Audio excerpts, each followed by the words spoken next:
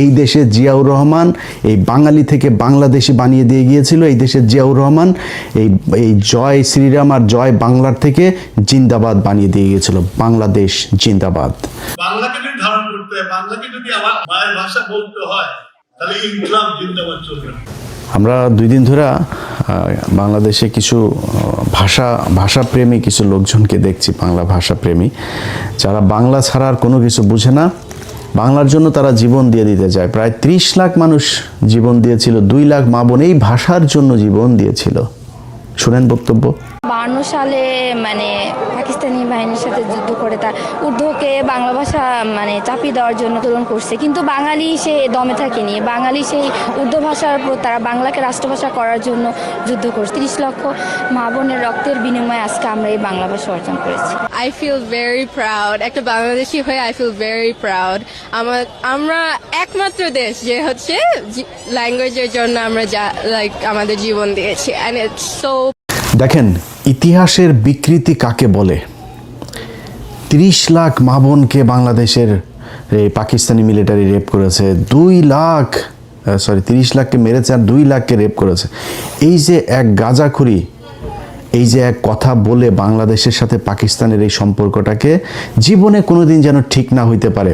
প্রতিটা ঘটনায় 16ই December, 26শে March, 21শে ফেব্রুয়ারি যখনই এগুলো আসে, নতুন করে এই ভাঙা ঢোল এগুলো বাজাইতে থাকে যে পাকিস্তান আমাদের এগুলো। আরে Pakistan military don't fuck you. Pakistani military খাচ্চর মাচ্চর এগুলোর করে না। পাকিস্তানের সুন্দরী মহিলা আছে। পাকিস্তানের মহিলাদেরকে আর 71-এর সময়ের অবস্থা তো আরও আমাদের জঘন্য ছিল।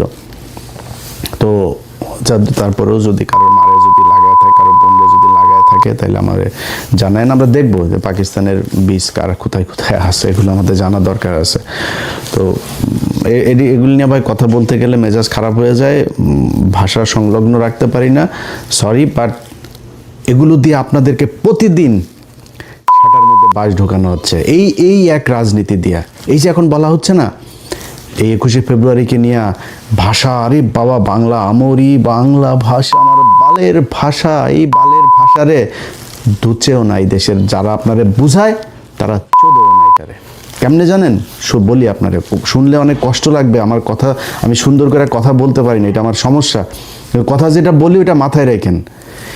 এই যেই এমপি মন্ত্রী, যে বাঞ্চোতেরা আপনার এগুলি শিখায়, এই যে ভাষা, একজন টকশোতে এক বিজ্ঞ এক মাদারি বলছে যে বাংলার সাথে এই যে ইংলিশ মিক্স আপ করে কথা বলা, এটা পুরোপুরি করতে হবে। হাসিনা একবার করেছিল। বিলবোর্ড, টেলিভিশনে নিউজ, তারপরে আদালতে, বিভিন্ন জায়গায় কোথাও ইংলিশ ব্যবহার, শুধু বাংলা থাকতে হবে। শুধু বাংলা কেন থাকতে হবে? আপনাকে সাউও মারার জন্য বাংলা থাকতে হবে। এর আগে ব্রিটিশরা যখন একবার ছিল, তখন এরকম আমাদের এখানকার কিছু আলেম টালেম ছিল, এরা করেছিল, ইংরেজি শিখলেই আপনি কাফের হয়ে যাবেন, এগুলো বলা হইতো। এগুলো বলে আমাদেরকে দমায় রাখা হয়েছে। আজকে যেই ব্যক্তিরা আপনাকে বুঝায় যে বাংলার সাথে সাথে ইংলিশ শিখতে পারবেন না, সেই রাজনীতিবিদ একজনের ছেলে মেয়ে 14 গোষ্ঠীর কেউ বাংলা মিডিয়ামে পড়াশোনাই করে না। সবাই ইংলিশ মিডিয়ামে পড়াশোনা করে, ইংলিশ ভার্সনে পড়াশোনা করে, হাই স্কুল শেষ হলে সোজা চলে যায় ইউকেতে, সোজা চলে যায় ইউএসএতে, কানাডাতে, অস্ট্রেলিয়াতে, ওয়েস্টার্ন কান্ট্রিতে, সেখানে গিয়ে তারা পড়াশোনা করে। আর আপনারে বোকাচোদা বানায় রাখার জন্য এখানে বুঝায় শুধু বাংলা শিখিবেন, ইংলিশ শিখা যাবে না। জিন্দাবাদ এটা পাকিস্তানি শব্দ, উর্দু শব্দ, ফার্সি শব্দ। আর ওনাদেরকে বলতে হবে জয় শ্রীরাম, জয় বাংলা। বাংলাকে যদি ধারণ করতে হয়, বাংলাকে যদি আমার মায়ের ভাষা বলতে হয়, তাহলে ইনকলাব জিন্দাবাদ চলবে না। এটা বাংলাদেশ, 95% মুসলমানের দেশ এটা বাংলাদেশ।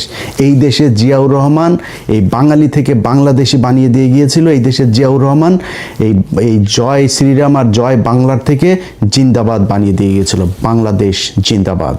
আমরা পাকিস্তান জিন্দাবাদ থেকে বেরিয়ে এসেছি, কিন্তু আমরা পাকিস্তানের সাথে, আমরা পাকিস্তানও মুসলমান, আমরাও মুসলমান। তাদের জিন্দাবাদ, আমাদেরও জিন্দাবাদ। দেশ আলাদা হইতে পারে না, আমার ধর্ম আলাদা হয়ে যায়নি। পাকিস্তানের মুসলমানরা আমাদেরকে কতটুকু মহব্বত করে, কতটুকু ভালোবাসে, ইউটিউবে যায়। বাংলাদেশের অনেক ব্লগার দেখলাম পাকিস্তানে গিয়েছে গেল 1 বছরে। তাদের ভিডিওগুলো দেখেন, পাকিস্তানের একটা মানুষ যখন শুনে আপনি বাংলাদেশ থেকে গিয়েছেন, জড়ায় ধরে, খাবারের বিল নেয় না, গাড়ির বিল নেয় না, ওইখানে যে পাঠাও উবারের মতো আপনার রাইড শেয়ার মোটরসাইকেল আছে, মোটরসাইকেলে শুনছে যে সে বাংলাদেশ থেকে গিয়েছেন, ভাড়া নেয় নাই, দেখেন ইউটিউবে। আর সেই পাকিস্তানের মানুষের সাথে আমাদের দ্বন্দ্ব বাঁধিয়ে রাখা হয়েছে। আজকে বাংলাদেশে যদি ইন্ডিয়ার সাথে যুদ্ধ বাঁধে, সবার আগে এই পাকিস্তান আপনার পাশে এসে দাঁড়াবে। ভাই ভুলা যান পাকিস্তান কি করবে না করবে, পাকিস্তানের সাথে আমার কি সম্পর্ক, সব ভুলা যান, আমার দরকার নেই। কিন্তু আপনি পাকিস্তানের সাথে এই সম্পর্কের এই যে কৃত্রিমভাবে তৈরি করে এটার মাধ্যমে যখন আপনি ভারতের সাথে সম্পর্ক ভালো করার জন্য চেষ্টা চালাবেন, তখন আপনার এই দেশকে সারা জীবন, আপনার মৃত্যু পর্যন্ত এটাই গোলামি রাজ্য হিসাবে আপনি করে। আজকে আজাদি শুনলেও তাদের কষ্ট লাগে। আর ওটা আজাদি মানেটা কি? আমি আজাদি চাবো না, আজাদি শব্দটা শুনে তাদের কষ্ট হইতেছে। ইনকিলাব জিন্দাবাদ, এই জিন্দাবাদ বাংলাদেশে যতদিন থাকবে ততদিন বাংলাদেশ থাকবে, এবং যতদিন এই জিন্দাবাদ বিএনপির সাথে থাকবে ততদিন বিএনপি বাংলাদেশে থাকবে, তারপরে বিএনপি থাকবে না। কেন থাকবে না জানেন? আপনি যেদিন বাংলাদেশি থেকে বাঙালি হবেন, পশ্চিমবঙ্গ, ওয়েস্ট বেঙ্গল আর ইস্ট বেঙ্গল হয়ে যাবে, এবং ওই বাঙালি আর আমার মধ্যে কোনো পার্থক্য থাকবে না। যেই কালচার ঢুকানোর জন্যই আপনাকে এই যে পয়লা বৈশাখ করানো হয়, এই পয়লা বৈশাখে পেঁচা পুচা যা আছে সব তাদের দেবদেবীর আপনার প্রতীক, এগুলোকে আপনাকে দিয়া পূজা করানো হয়। আমারে ছোটবেলা থেকে গরুর রচনা শেখানো হয়েছে। আমি কোরআন শরীফ শেখার আগে আমার দেশের মানুষকে গরুর রচনা শিখতে হয়েছে। পৃথিবীর এই বাংলাদেশের মানুষ, অন্তত সব দেশে থাকেন, একজন মানুষ আমার এই ভিডিও যত হাজার লক্ষ মানুষ দেখবেন, একজন মানুষ বলবেন আপনি পৃথিবীর কোনো দেশে যায় তারপরে দেখেছেন যে গরুর রচনা পড়ানো হয় ছোট বাচ্চাদের। আমারে কোনো কিছু না বললেও আগে গরুর রচনাটা পড়তেই হবে। পাটের রচনা ছিল, অনেক রচনা ছিল, আপনারা আগে গরুর রচনায় শিখতে হবে। এবং এইটা মোস্ট আপনার মানে একটা থাকতো, পসিবিলিটি থাকতো, এটা আপনার এক্সামে আসবেই। মেট্রিক পর্যন্ত এই গরুর রচনার এই বিশাল গুরুত্বপূর্ণ এক রচনা। আরে ভাই, গরুর যদি আপনি পশুর পার্টস যদি শিখতে চান, আমি সায়েন্সের স্টুডেন্ট, আমাদেরকে ব্যাঙ দিয়া নানান কিছু দেখানো হইতো, বায়োলজির বিশেষ করে। তো আপনি যদি মানে যদি ওই কারণে পশুর সায়েন্সের কারণে যদি পশু তা ব্যাঙ শিখেন, ব্যাঙের অঙ্গ প্রত্যঙ্গ কী কোথায়, তো গরু কোত্থেকে আসলো, এইটা আপনার মাথায় নিতে হবে যে আমাদেরকে সূক্ষ্মভাবে এইভাবে এই পূজা করানোর জন্য এগুলো করা হয়েছে। এবং বিএনপি যদি মনে করে আজকে তারা এই যে জামাত, আওয়ামী লীগের বিভিন্ন জায়গায় অফিস টফিস খুলে দিচ্ছে, তারা যদি মনে করে জামাতের চাইতে বেটার অপোজিশন হচ্ছে গিয়ে আওয়ামী লীগ, তারা তাদেরকে নিয়ে আসতে পারে। এবং এইভাবেই যদি বিএনপি নিজেদেরকে বাংলাদেশি থেকে বাঙালি, জিন্দাবাদ থেকে জয় বাংলায় নিয়ে যাইতে চায়, তাইলে বাংলাদেশে বিএনপি বলে কোনো দল দরকার হবে না। মানে একই জায়গার মধ্যে আপনি দুইটা একই same product, same quality, same দাম, দুইটা দোকান যদি থাকে, তো কেউ দুই দোকানে যাবে নাকি? একটাতেই যাবে। আমার একটা আছে, ওইটাতে যাওয়া দরকার, নতুন আরেকটা দোকান দরকার কি? আওয়ামী লীগ তো জয় বাংলার জন্য আছে, আওয়ামী লীগ জয় শ্রীরামের জন্য আছে, আওয়ামী লীগ এই বাঙালির জন্য আছে, আপনার দরকার নাই তো। এখন আপনি যদি মনে করেন এখন একটু পজিশন ভালো না, আপনি মনে করছেন এই চারিদিকে সব আপনার প্রশাসন, আপনার মিডিয়া, আপনার ইন্ডিয়া, আপনার সব হামারা, এটা যে মনে করেন না, এই দিন থাকবে না আপনার। আপনি সময় দেন, ইন্ডিয়া কখনোই তার সবচেয়ে বেস্ট চয়েস হচ্ছে আওয়ামী লীগ, আপনি সেকেন্ড চয়েস। বিএনপি বাংলাদেশে ইন্ডিয়ার জন্য সেকেন্ড চয়েস, তারা ফার্স্ট চয়েস রেখে কখনোই সেকেন্ড চয়েসে আসবে না। সো তারা 2 দিন পরে সামনে নির্বাচনে যখন আপনি আওয়ামী লীগকে রাজনীতি করার সুযোগ দিবেন, জামাত ইসলামের এই পলিসিও মাথায় আছে, তারা যদি পরিস্থিতি খুব খারাপ যায় তারা রাজনীতিই করবে না।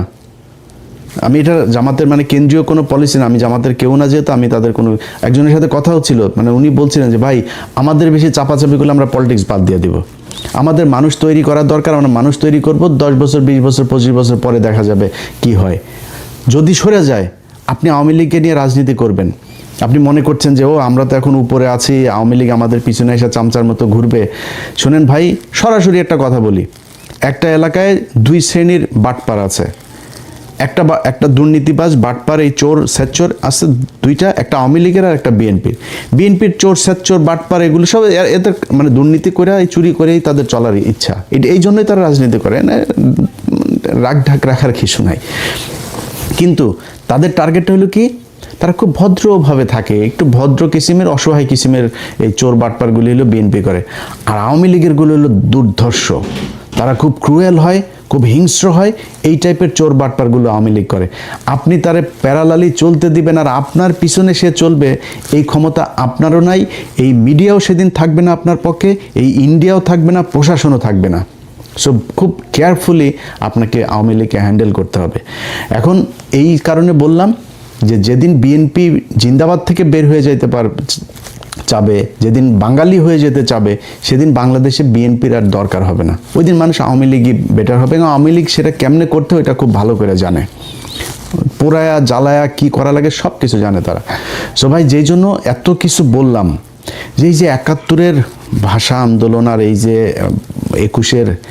৭১-এর মুক্তিযুদ্ধ আর ২১-এর ভাষা আন্দোলন, এগুলো আপনার মাথার মধ্যে এত মিথ্যা, এত ইতিহাস বিকৃত করে আপনাকে ঢুকানো হয়েছে। এটা ঢুকায়ে পাকিস্তানের সাথে বিরোধ তৈরি করা আর ভারতের সাথে বন্ধুত্ব তৈরি করে তারপর আপনাকে সাড়া মারার জন্য এগুলো করা হয়।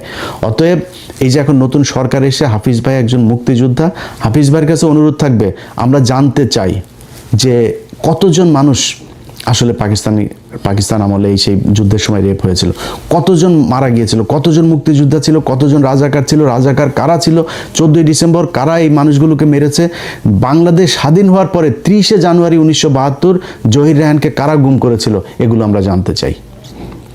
এটা জানলে বুঝে যাবেন যে এই বাংলাদেশের সাথে পাকিস্তানের সাথে পূর্ব পাকিস্তান আর পশ্চিম পাকিস্তান দুইটার সাথে এই গ্যাঞ্জাম বাঁধানোর জন্য ভারত কি চাল চেলেছিল খুব ভালো করে। আর এই যে আপনার মানুষজন ইতিহাস এগুলো বলে না যায় না শুই না, ভাই আপনার কাছে অনুরোধ একটু শুই নেন, নিজেরা প্রশ্ন করেন যে যদি অনেকে বলে যে 30,000 মানুষ বা 3 লাখ মানুষ মারা গিয়েছিল, ভাই 3 লাখ মানুষ যদি মারা যায় থাকে, তারপরে আপনার গ্রামে অন্তত 5 জন মানুষ মারা যাওয়ার কথা। আপনি আমার দেন তো 3 লাখ মানুষ কোথায় পাকিস্তানিরা মেরেছে, কোন বাংলাদেশিকে পাকিস্তানিরা, কোন মুসলমানকে পাকিস্তানি মিলিটারি মেরেছে, একটাও দেখাইতে পারবেন না। খুব রেয়ার কেস, যেই কেসগুলো সেগুলো সব মিলিয়ে যদি আমার মনে হয় খুব বেশি, যেটা শেখ মুজিব যেই কমিশন গঠন করেছিল 7,000-8,000 মানুষ পেয়েছিল। একটা যুদ্ধ, দেশ স্বাধীন হয়ে যাওয়ার যুদ্ধের মধ্যে এটা খুবই স্বাভাবিক একটা ব্যাপার।